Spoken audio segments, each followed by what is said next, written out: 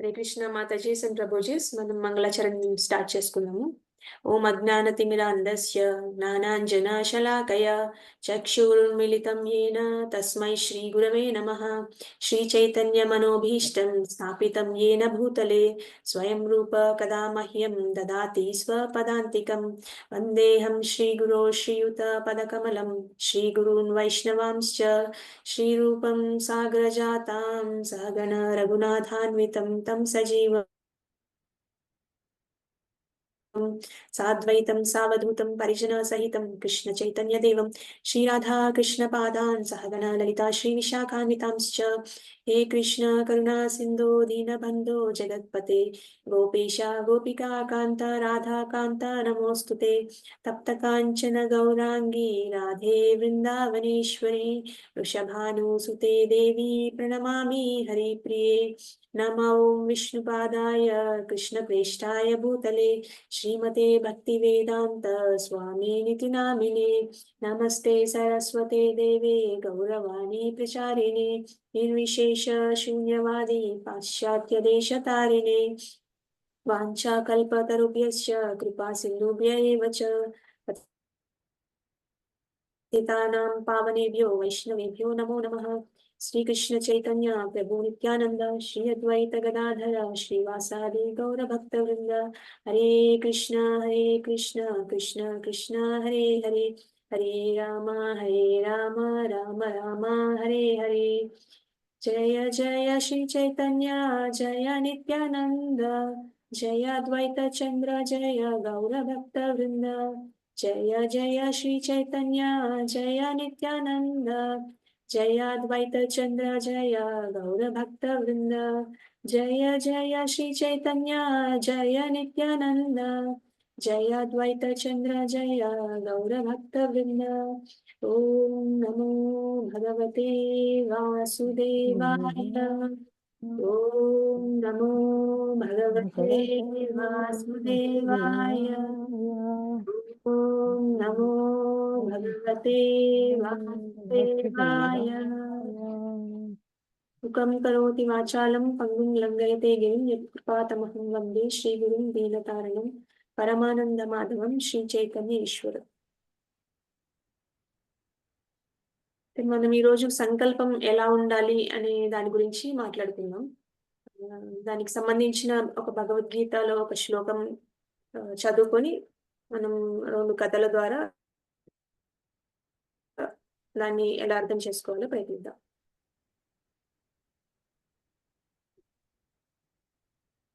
నేను screen share చేస్తాను మీకు.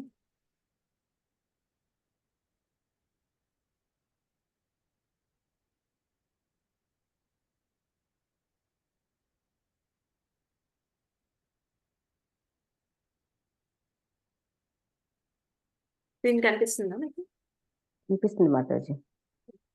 మనం ఈ శ్లోకం రిసైట్ చేసుకొని దీని తాత్పర్యం తెలుసుకొని దానికి సంబంధించిన 2 కథలు చెప్పుకున్నాము. నేను స్టార్ట్ చేస్తాను, మీరు నా తర్వాత రిపీట్ చేయండి. వ్యవసాయాత్మిక బుద్ధిర్ ఏకేహ కురునందన బహుశాఖా హ్యనంతాశ్చ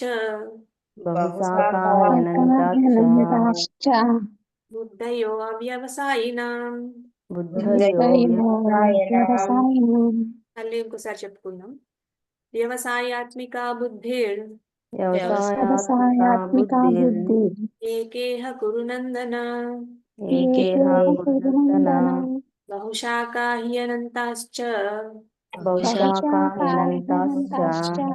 బుద్ధయో అవ్యవసాయినాం. ఇంకొకసారి చెప్పుకుందాం. వ్యవసాయాత్మిక బుద్ధిర్ ఏకేహ కురునందన బహుశాఖా హ్యనంతాశ్చ బుద్ధయో అవ్యవసాయినాం. ఎవరైనా ఒకళ్ళు రిసైట్ చేస్తారా? కొంచెం చెప్పండి, మేము మళ్ళీ మీతో పాటు రిపీట్ చేస్తాము. అలా చెప్పండి. చెప్తాను మాతాజీ. వ్యవసాయాత్మికా బుద్ధిర్ వ్యవసాయాత్మికా బుద్ధిర్ ఏకేహ కురు నందన ఏకేన కురునందన బహుశాఖాహ్యనంతాశ్చ బహుశాఖాహ్యనంతాశ్చ బుద్ధయో వ్యవసాయినాం దయో వ్యవసాయినాం. ఇంకొక మాతాజీ, వ్యవసాయాత్మికా బుద్ధిర్ వ్యవసాయాత్మికా బుద్ధిర్ ఏకేహ కురు నందన ఏకేహ కురునందన బహుశాఖాహ్యనంతాశ్చ బహుశాఖాహ్యనంతాశ్చ బుద్ధయో వ్యవసాయినాం. దయో వ్యవసాయినాం. ఇంకొక వ్యవసాయ మాతాజీ ఎవరు చెప్పారు కదా. నేను మాతాజీ. ఓకే శోభ. మాతాజీ, శుభ మాతాజీ చెప్పండి. వ్యవసాయాత్మిక బుద్ధిర్ వ్యవసాయాత్మికా బుద్ధిర్ ఏకేహ కురు నందన ఏకేహ కురునందన బహుశాఖాహ్యనంతాశ్చ బహుశాఖాహ్యనంతాశ్చ బుద్ధయో వ్యవసాయినాం. బుద్ధయో వ్యవసాయినాం. Thank you so much. Krishna. నేను చెప్తాను మాతాజీ, చెప్పమంటారా? మీరు చెప్తారా మాతాజీ? చెప్పండి. శ్లోకం కనిపించట్లేదు మాతాజీ. స్క్రీన్ షేర్ చేస్తాను. మాతాజీ అది వ్యవసాయనామా అవ్యవసాయనామా? బుద్ధయో వ్యవసాయనం అంటే ఆ అనేది మధ్యలో కలిపి చెప్పాలి మాతాజీ. అవ్యవసాయనం కాదు, బుద్ధయో వ్యవసాయనం. ఓకే మాతాజీ. Okay. వ్యవసాయాత్మిక బుద్ధిర్ వ్యవసాయాత్మిక బుద్ధిర్ ఏకేహ కురు నందన ఏకేహ కురునందన బహుశాఖాహ్యనంతాశ్చ బహుశాఖాహ్యనంతాశ్చ బుద్ధయో వ్యవసాయినాం. బుద్ధయో వ్యవసాయినాం. థ్యాంక్ యూ మాతాజీ. హరే కృష్ణ. హరే కృష్ణ. అయితే మనం దీని గురించి కృష్ణుడు ఏం చెప్పారు చూద్దాము. అయితే మనం లక్ష్యాలు ఉంటాయి కదా, మనకి చాలా లక్ష్యాలు ఉంటాయి, మనం చేరుకోవాల్సినవి, మనం సాధించాలి అనుకునేవి జీవితంలో. వాటిని సాధించాలంటే మనకి ఏముండాలి? ఒక లక్షణం ఉండాలి కదా. ఒక లక్ష్యం అంటూ ఉండాలి మరి. లక్ష్యం ఉండాలి, దాన్ని సాధించాలంటే ఏముండాలి? సంకల్పం ఉండాలి కదా. పట్టుదల సంకల్పం పట్టుదల గట్టిగా ఉండాలి. పట్టుదల, సంకల్పం గట్టిగా ఉండాలి. అయితే మనం ఏదైనా పూజలు స్టార్ట్ చేసినప్పుడు కూడా సంకల్పం తీసుకొని స్టార్ట్ చేస్తాం కదా. అలాగే మనకి ఏ పని చేయాలన్నా సంకల్పం గట్టిగా ఉండాలి. ఈ శ్లోకంలో కృష్ణుడు ఏం చెప్తున్నారంటే, ఎవరైతే సంకల్పిస్తారో గట్టిగా పట్టుదలతో, వాళ్ళు పూర్తి దృష్టి దాని మీద పెడతారు వాళ్ళ లక్ష్యాలు సాధించుకోవడానికి. అయితే వారి దృష్టి అంతా లక్ష్యం మీదే ఉంటుందన్నమాట. అయితే ఎవరైతే సంకల్పించుకోరో వాళ్ళకి లక్ష్యం మీద దృష్టి ఉండదన్నమాట. అందుకని వాళ్ళు డిస్టర్బ్ అవుతూ ఉంటారు, వేరే వేరే అవి ఇవి చేస్తూ ఉంటారు, కానీ వాళ్ళ లక్ష్యాన్ని చేరుకోలేరు అనమాట. అందుకని మనకి ఆ లక్ష్యం ఉండాలి, ఆ లక్ష్యాన్ని సాధించాలనే సంకల్పం ఉండాలి అని చెప్తున్నారు అనమాట. వ్యవసాయాత్మిక బుద్ధి అంటే ఆ లక్ష్యం అనేది ఉండాలి, ఆ ఇంటెలిజెన్స్ ఉండాలి. ఏకేహ కురునందన అంటే వన్ పాయింటెడ్ ఫోకస్ ఉండాలని చెప్తున్నారు. అది సాధించాలంటే ఆ ఫోకస్, ఆ సంకల్పం గట్టిగా ఉండాలని చెప్తున్నారు అనమాట. ఎవరైతే సంకల్పించుకోరో వాళ్ళు అది సాధించలేరు. ఆ సాధించుకోవాలంటే సంకల్పం గట్టిగా ఉండాలి అని చెప్తున్నారు. ఆ సంకల్పం ఉంటే, ఆ లక్ష్యం మీద ధ్యాస ఉంటే గనక భగవంతుడు సపోర్ట్ చేస్తారు, లేదంటే ఆయన అనుచరులు సపోర్ట్ చేస్తారు. మనకి చాలా అడ్డంకులు వస్తూ ఉంటాయి కదా, మనం ఏదైనా సంకల్పించుకుంటాము కానీ లక్ష్యాన్ని చేరుకోవాలంటే చాలా అడ్డంకులు, చాలా అవరోధాలు వస్తూ ఉంటాయి. అవునా కాదు? అవును మాతాజీ. అలాంటివన్నీ మనకి భగవంతుడి నుంచి సపోర్ట్ వస్తది. ఆయన గాని, ఆయన అనుచరులు గాని, ఆయన భక్తులు గాని ఎవరైనా మనకి సహాయం చేస్తారు మనం దాన్ని చేరుకోవడానికి. కానీ మనం అడ్డంకి వచ్చిందని ఆ సంకల్పాన్ని వదిలేయకూడదని చెప్తున్నారన్నమాట కృష్ణుడు.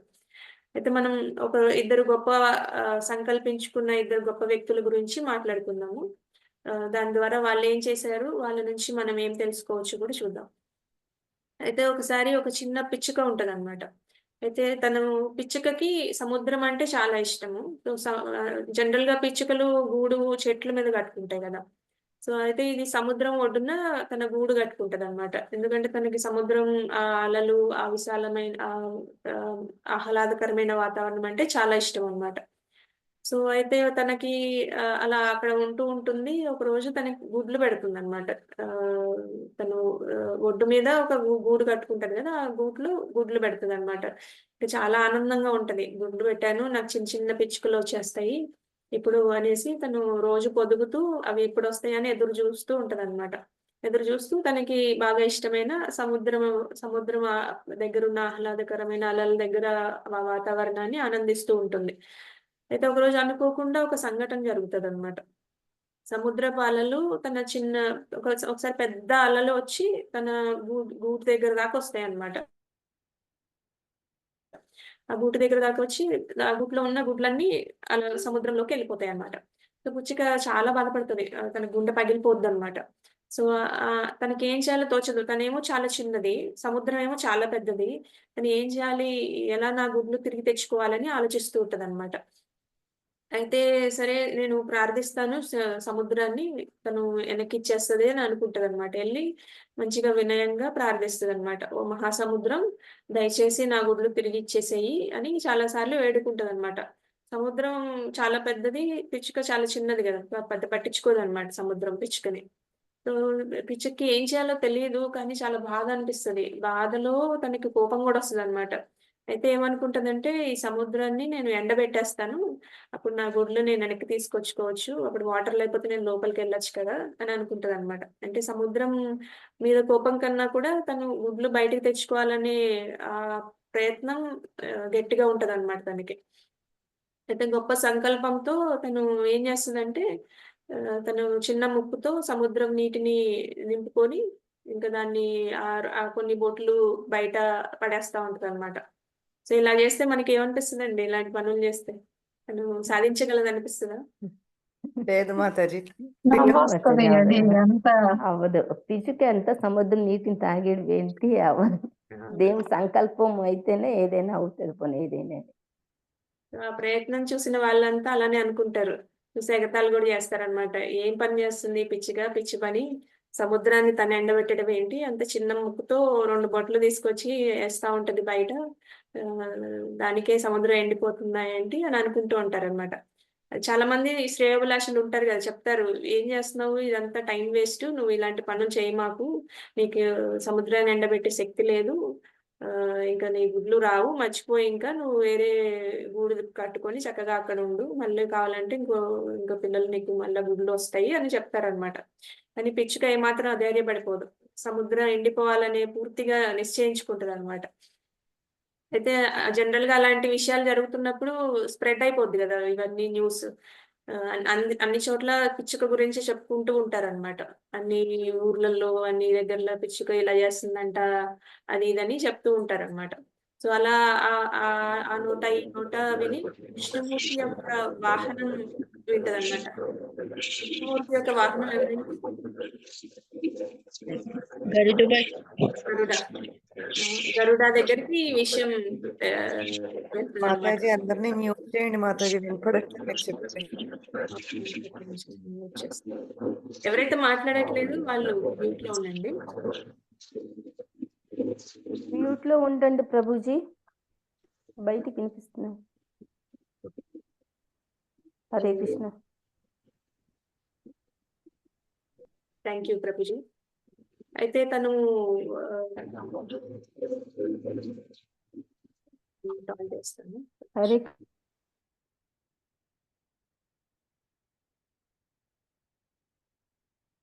నేను మ్యూట్ ఆన్ చేశాను. వినిపిస్తుంది గదా నేను చెప్పేది? ఓకే. లేకపోతే గరుడాకి తెలుస్తదనమాట ఈ విషయం. అందరూ చెప్పుకుంటుంటే గరుడ వరకు ఎళ్తదనమాట. గరుడ అంటే పక్షులన్నిటికి రాజు గదా! సో, ఇది గూడా పక్షే గాబట్టి వాళ్ళ ఫ్యామిలీయే అన్నమాట. సో, ఇంత చిన్న పక్షికి ఇంత పెద్ద బాధొచ్చిందా అని కొంచెం బాధ అనిపిస్తదనమాట. తనకు కూడా సానుభూతి అనిపిస్తది.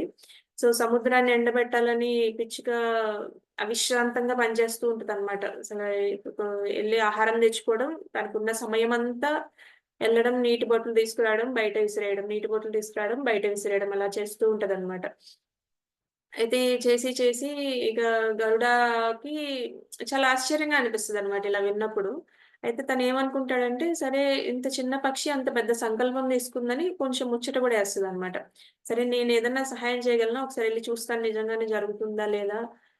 ఒకసారి ఆ పక్షిని ఎళ్లి పరామర్శించి వస్తానని ఎళ్తాడనమాట గరుడ.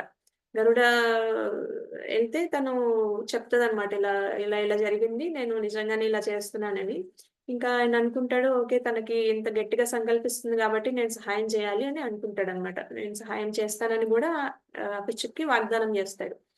సో, గరుడ ఒక్కసారిగా పెద్ద స్వరంతో గర్జిస్తాడనమాట. ఎళ్లి సముద్రం దగ్గరికెళ్లి, "ఓ మహాసముద్రం, చిన్న పిచ్చుక గుడ్లు తిరిగి ఇవ్వకపోతే నేనే తన పని చేయాల్సొస్తది. నేను ఒకవేళ నీ నీటిని ఆహ్, తీసుకొని బయట ఆవిరి జేయాలి, ఎండబెట్టాలంటే నాకు క్షణంలో పని. మొత్తం ఎండబెట్టేస్తాను" అని బెదిరిస్తాడనమాట. అయితే విష్ణుమూర్తి వాహనం గరుడ చాలా పవర్‌ఫుల్ గదా! చాలా శక్తి ఉంటదాయనకి. ఆ విషయం సముద్రుడికి కూడా తెలుసు. కొంచెం భయపడతాడనమాట సముద్రుడు. ఎందుకైనా మంచిది పిచ్చుక గుడ్లు ఇచ్చేద్దాం అని జెప్పేసి ఒక పెద్ద అల పంపించి మెల్లగా ఆ గుడ్లు ఒడ్డు మీదకి చేర్చి వెనక్కెళ్ళిపోతాయన్నమాట అలలు. సో, అలా పిచ్చుక ఒక చిన్న అవన్నీ ఇసుకలో మెల్లగా ముందుకి నెట్టి త్వరగా వెనక్కి ఎళ్ళిపోతాయన్నమాట అలలు గూడా. సో, గరుడుడి అనుగ్రహంతో పిచ్చుక తన గుడ్లు తను సంపాదించుకుంటది మళ్ళా. తను చాలా సంతోషిస్తది. ఎవరైతే పిచ్చుకని ఎగతాళి చేశారో మొన్నటిదాకా వాళ్ళందరూ చాలా అభినందిస్తారన్నమాట పిచ్చుకని. సో, మన ప్రయత్నంలో అంత నిశ్చయం, అంత సంకల్పం ఉంటే మనకి ఇంత ఇలా ఉన్నతమైన భక్తులు భగవంతుడి అనుచరులు లేదంటే భగవంతుడే మనకి సహాయం చేస్తాడని ఈ పిచ్చుక ద్వారా తెలుసుకోవచ్చు. అయితే ఇంకొక గొప్ప వ్యక్తి ఎవరంటే భగీరథ. మనందరికి తెలుసు కదా! భగీరథుడు గురించి. భగీరథ ప్రయత్నం అని చాలా మంది చెప్తూ ఉంటారు. సో, మనం ఒకసారి మళ్ళా గుర్తు చేసుకుందాం భగీరథుడు కథ. ఒకసారి మహారాజు సాగరుడు అని ఒకాయన ఉంటారన్నమాట. ఆయన అశ్వమేధ యాగం చేస్తారన్నమాట. జనరల్‌గా రాజులు అశ్వమేధ యాగం అనేది కామన్‌గా చేస్తా ఉంటారు గదా! అయితే అశ్వమేధ యాగం చేసినప్పుడు ఏం చేస్తారంటే అశ్వాన్ని వదిలేస్తారు. దాన్ని మళ్ళా ఎక్కడుందో వెతికి పట్టుకొని వచ్చి దాన్ని బలిస్తారన్నమాట. అది అశ్వమేధ యాగం. అయితే ఈ సాగరుడు గూడా అలాంటి యాగం చేపడతాడన్నమాట. సో, దేవతల రాజు ఇంద్రుడు ఉంటాడు గదా! ఆయనకి ఈయన అశ్వమేధ యాగం చేయడం అంటే ఆయనకి కొంచెం అసూయ అనిపిస్తదన్నమాట. అయితే ఏం చేస్తాడు గుర్రాన్ని దొంగిలిస్తాడనమాట. దొంగిలించేసి కపిలముని దగ్గర వదిలేస్తాడు. సాగరుడికి 60,000 మంది కుమారులుంటారనమాట. ఆ గుర్రాన్ని ఎక్కడెక్కడో వెతుకుతారు సాగరుడి కుమారులు. ఇంకా వాళ్ళకెక్కడ కనిపించదు. కానీ ఒక్క దగ్గర చివరగా గంగాసాగర్ అనే ఒక ప్రాంతానికెళ్తారనమాట. అక్కడికెళ్ళినప్పుడు అక్కడ వాళ్ళు కపిలముని ఆశ్రమంలో గుర్రాన్ని చూస్తారనమాట. కపిలముని ఆహ్, తపస్సులో ఉంటారు, ధ్యానంలో ఉంటారు. ఆయన పక్కనే గుర్రం ఉంటదనమాట. వీళ్ళెళ్ళేసరికి ఆ గుర్రం అక్కడ కనిపిస్తది. వీళ్ళందరూ అనుకుంటారు కపిలమునే దొంగిలించాడనుకుంటారనమాట. ఎందుకంటే చాలా చోట్ల ఎతికి ఉంటారు గదా! సో, అయితే అందరూ వాళ్ళలో వాళ్ళు అనుకుంటారు అతన్ని చంపేయండని. కానీ కపిలముని విష్ణుమూర్తి యొక్క అవతారం గదా! సో, అలాంటి గొప్ప వ్యక్తుల్ని అలా మాట్లాడటం, దొంగ అనడం, చంపేయండి అనడం వల్ల వాళ్ళకి ఏమవుతుందంటే వాళ్ళ శరీరాల్లో నుంచి అగ్ని పుట్టి వాళ్ళే బూడిదయిపోతారనమాట. సో, అలా వాళ్ళు బూడిదయిపోతారు. సో, సాగరుడు పిల్లలందరూ తప్పిపోయారని బాధపడుతూ ఉంటాడనమాట. బాధపడుతూ వాళ్ళ మనవడు అంశుమాన్ అని ఒకతనుంటాడు. అతనికి చెప్తాడనమాట. 60,000 మంది ఎక్కడ వెళ్తారో తెలీదు. వెళ్లి వెతికి తీసుకొని రా అని చెప్తూ పంపిస్తారు. అయితే ఇంకా అంశుమాన్ అన్ని చోట్ల వెతికి ఈ గంగా సాగరానికొచ్చి కపిలముని దగ్గర గుర్రాన్ని చూస్తాడు. అయితే ఆయన కపిలముని గొప్ప జ్ఞాని అని తెలుసు కాబట్టి ఆయన ఎళ్లి కపిలమునికి మంచిగా ప్రేయర్స్ చేసి ప్రార్థించి విషయం చెప్తే ఆయన చెప్తారనమాట. ఇలా అనడం వల్ల మీ పూర్వీకులందరూ ఇక్కడ బూడిదయిపోయారు. ఈ 60,000 కుప్పలు వాళ్ళ బూడిదలే అని చెప్తారనమాట. అక్కడ పక్కనే దగ్గరలో చూపించి. అయితే మీరు ఈ గుర్రాన్ని తీసుకెళ్ళండి అని చెప్తారనమాట. అయితే నేను వీళ్ళని ఎలా విముక్తుల్ని చేయాలి అంటే, అది ఓన్లీ గంగా నది జలం ద్వారానే జరుగుతుంది వాళ్ళ విముక్తి. లేకపోతే వాళ్ళు అలా బూడిదల్లా మిగిలిపోతారని చెప్తారనమాట. సో, అయితే అంశుమాన్ ఇంకా అశ్వాన్ని తీసుకొని వెళ్లి అశ్వమేధ యాగం కంప్లీట్ చేసుకుంటారు. చేసుకున్న తర్వాత సాగరుడికి విషయం తెలుస్తదనమాట. వాళ్ళ కుమారులు 60,000 మంది కుమారులు ఇలా బూడిదైపోయారు ఇలా అపరాధం చేయడం వల్ల అని. ఇంకా అంశుమాన్‌కి ఆయన బాధతో అంశుమాన్‌కి ఆ రాజ్యాన్నంతా ఇచ్చేసి ఆయన అడవిలోకి వెళ్ళిపోతారు. ఆయన్ని ఎలాగోలా విముక్తి కలిగించమని చెప్తారనమాట. అయితే అంశుమాన్ గంగానది మీద గంగానది గురించి హరే కృష్ణ. ఎందుకు మాతాజీలు అన్మ్యూట్ చేసుకుంటారు? మ్యూట్ చేసుకో. ఓకే మాతాజీ, నేను మ్యూట్ చేశాను. సో ఈ 60,000 మంది కుమారుల్ని బూడిద చేసేస్తారు కదా, వాళ్ళ గురించి గంగా నది కోసం తపస్సు కూడా చేస్తారనమాట అంశుమాన్. కానీ అంశుమాన్ తపస్సు అంత సంకల్పంతో చేయరనుకుంటా. అయితే ఆయన విఫలం అవుతారనమాట. అయితే అతని కుమారుడు దిలీపుడు కూడా ప్రయత్నిస్తాడు గంగానది గురించి తపస్సు చేసి ఆమెని స్వర్గం నుంచి భూమికి తీసుకురావాలని. ఆయన కూడా చాలా తపస్సు చేస్తాడు కానీ అతను కూడా విఫలం అవుతాడు అనమాట. కానీ దిలీపుని కుమారుడు భగీరథుడు గట్టి సంకల్పంతో గంగానదిని భూమిపైకి తీసుకురావాలని ప్రయత్నిస్తూ గొప్ప సంకల్పంతో బాగా తీవ్రమైన తపస్సు చేస్తాడు అనమాట. సో భగీరథుడు ఆ సంకల్పం వల్ల గంగాదేవి అతని ముందు ప్రత్యక్షం అవుతుంది. ఆయన అంత తీవ్రమైన తపస్సు చేస్తారు కాబట్టి. సో గంగానది ప్రత్యక్షమే అడుగుతుంది అనమాట, ఏం కావాలి బాబు అని. అయితే భగీరథుడు చెప్తారు, ప్రియమైన అమ్మ, నేను స్వర్గం నుండి మిమ్మల్ని భూమి మీదకి ఆహ్వానించడానికి తపస్సు చేశాను. ఎందుకంటే మా పూర్వీకులు 60,000 మంది ఇలా బూడిదైపోయారు. వాళ్ళని విముక్తి చేయాలంటే వేరే మార్గం లేదు, నీ అనుగ్రహంతోనే అవుతుంది అని చెప్తారనమాట. అప్పుడు గంగానది అంటారు, భగీరథ, నాకు స్వర్గం నుండి భూమి మీద రావడానికి నాకు సమ్మతమే, నేను సిద్ధంగానే ఉన్నాను. కానీ నేను గొప్ప శక్తితో దిగుతాను కాబట్టి ఆ భూమి గుండా అంటే ఆ ఫోర్స్ ని ఆపడానికి ఎవరు ఆపుతారు అని అడుగుతాడనమాట.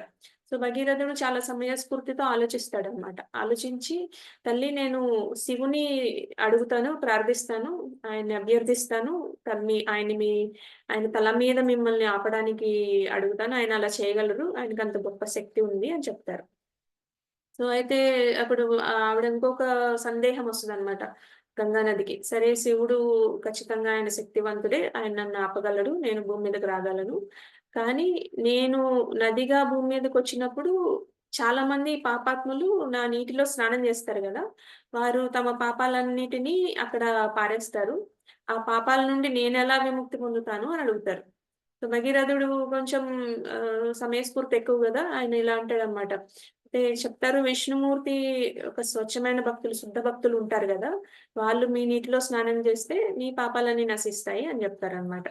అంటే వాళ్ళు భగవంతుణ్ణి తమ హృదయాల్లో ఉంచుకుంటారు కాబట్టి వారు అపవిత్రమైన ప్రదేశాలన్నింటినీ కూడా శుద్ధి చేయగలరు అనమాట.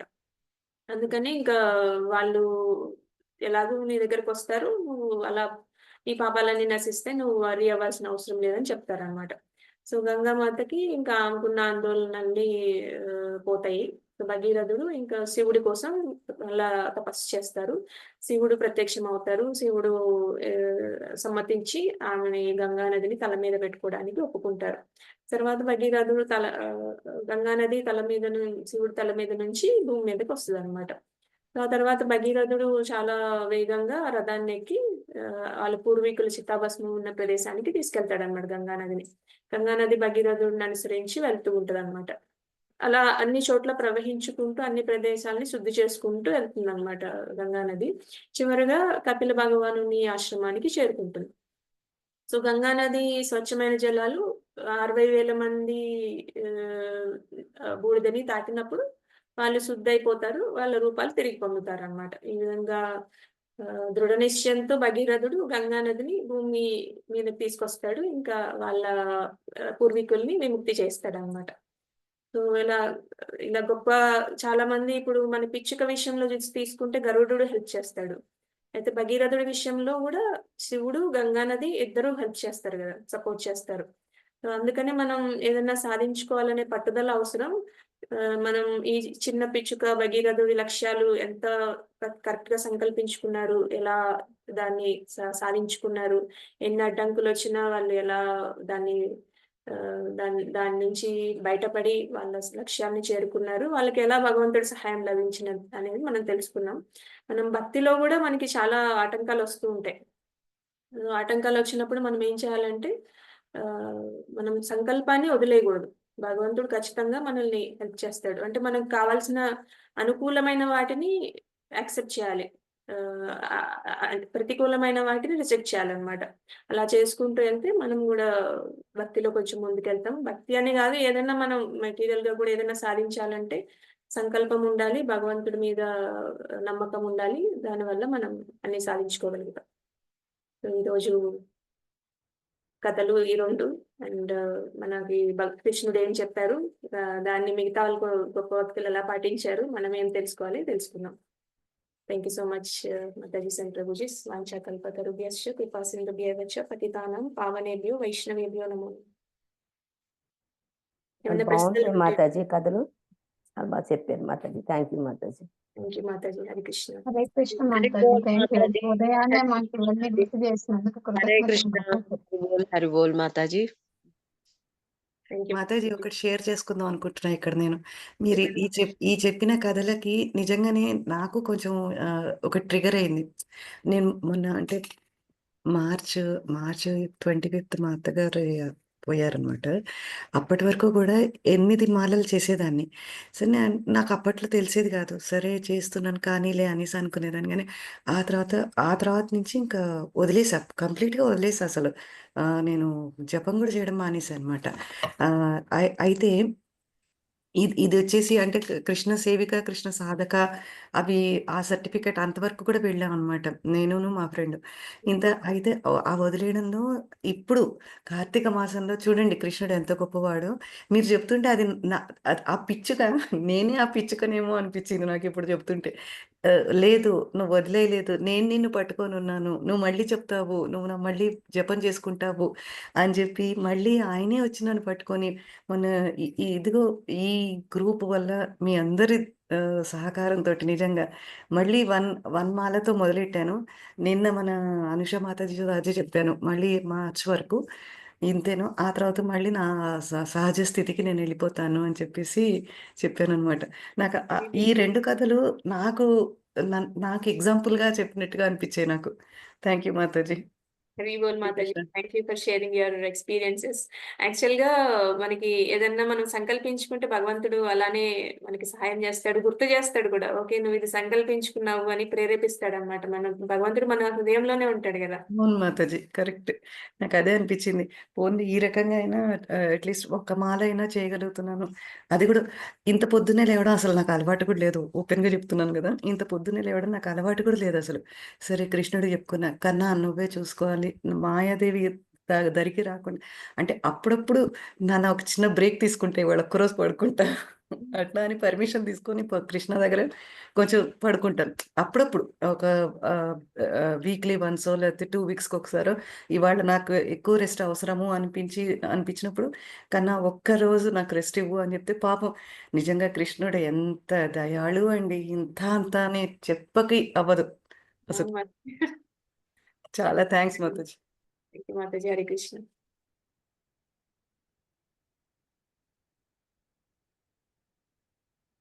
ఎవరికైనా ప్రశ్నలు ఉన్నాయా మాతాజీస్, ప్రభుజీస్?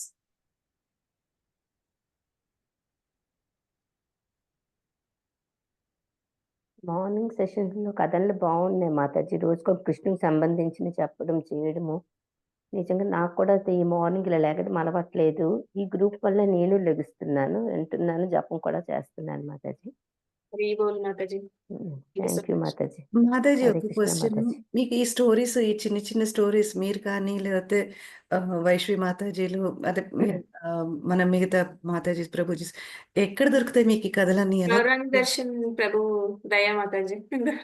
ఇవన్నీ యాక్చువల్‌గా గౌరాంగ్ దర్శన్ ప్రభు చాలా ఇలాంటివి మనకి ఈజీగా అర్థం అవ్వడానికి, ఇప్పుడు భగవద్గీత శ్లోకం మనం చదువుకుంటే మనకంత అంటే మనం రిలేట్ చేసుకోలేమనమాట కొత్తగా ఉన్నప్పుడు.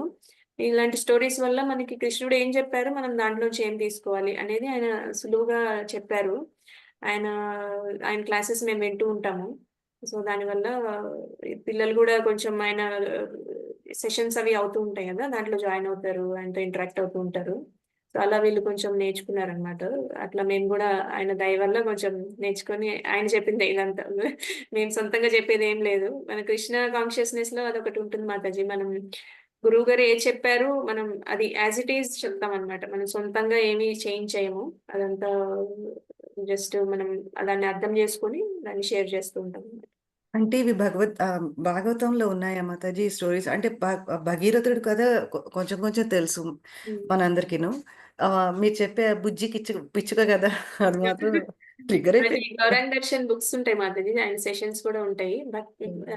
భక్తి వేదాంత విద్యాపీఠ అని ఒకటుంటుంది. దాంట్లో మీరు ఏమన్నా కోర్సెస్ కావాలన్నా ఎన్రోల్ చేసుకోవచ్చు. మీరు లింక్ షేర్ ఆ! చేస్తారా గ్రూప్‌లో ప్లీజ్? చేస్తాను మాతాజీ.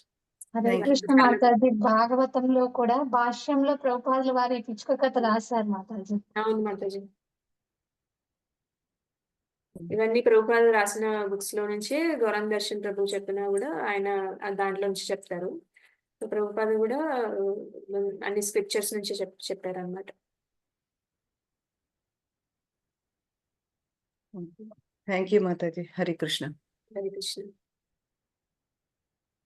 ఇంకెవరికైనా ప్రశ్నలున్నాయా? ఏమన్నా షేర్ చేసుకోవాలనుకున్నా చెప్పండి. లేదంటే మనం ఈ రోజుకి క్లోజ్ చేసుకుందాం.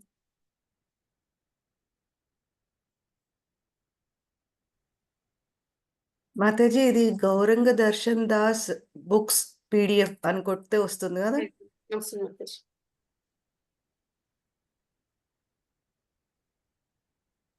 ఓకే. Got it. ఇప్పుడు మనం క్లోజ్ చేసుకుందాం. Vasudevaya. Thank you, Amma. Thank you very much. Thank you for all the participants. They experienced a very good experiences. Yes, with the grace divine of Sri Krishna, we all enjoyed. Thank you, Amma. Thank you. Thank you so much Prabhuji. Hare Krishna. మనం close చేసుకుందాం ఈ రోజు session. Thank you so much Mataji and Prabhuji సమర్పణం. ప్రణామం మాతాజీ. హరే కృష్ణ మాతాజీ. దండవత్. హరే కృష్ణ మాతాజీ. కృష్ణ కృపా Sindhu Have a great day. Pavani